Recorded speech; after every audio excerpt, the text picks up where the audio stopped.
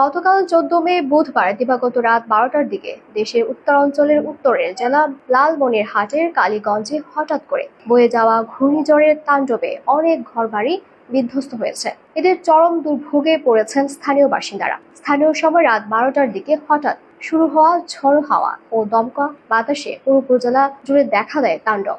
এ ঝড়ে লণ্ডভণ্ড হয়ে যায় উপজেলার বেশ কয়েকটি ঘরবাড়ি, উপচে পড়ে গাছপালা, ভেঙে যায় বিদ্যুতের খুঁটি ও গাছপালা।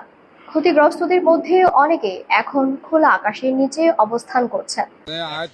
সময় বৃষ্টি ঘুমেন্ত অবস্থায় আসি গেল সাওয়া সুযোগ ধরি খুব বাসা দুর্গর আমরা বেরোর পাইনি, হুকিয়ে বাতাসে ঝড় বৃষ্টি আসি গেছে।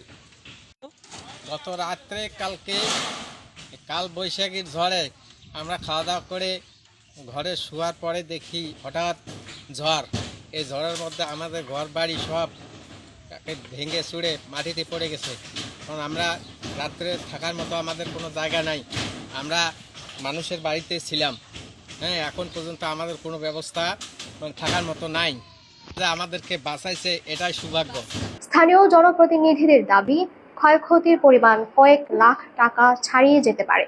ঝড়ে এখন পর্যন্ত কোনো প্রাণহানির খবর পাওয়া যায়নি, তবে কিছু মানুষ সামান্য আহত হয়েছেন বলে জানা গেছে। প্রশাসন ক্ষতিগ্রস্তদের পরিবারগুলোর পাশে তৎক্ষণাৎ সাহায্যের হাত বাড়িয়ে দিয়েছেন।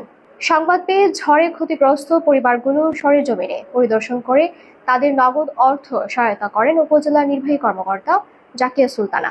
এ সময় তিনি বলেন, পর্যায়ক্রমে এই সহায়তা অব্যাহত থাকবে। উপজেলা প্রকল্প বাস্তবায়ন কর্মকর্তা উত্তম কুমার নন্দী জানান, আমরা তথ্য সংগ্রহে কাজ করছি। কি পরিমাণ ক্ষতি হয়েছে তা তথ্য সংগ্রহের পর জানা যাবে। আমরা চেষ্টা করছি ক্ষতিগ্রস্তদের যেন দ্রুত সহায়তা দেওয়া যায়।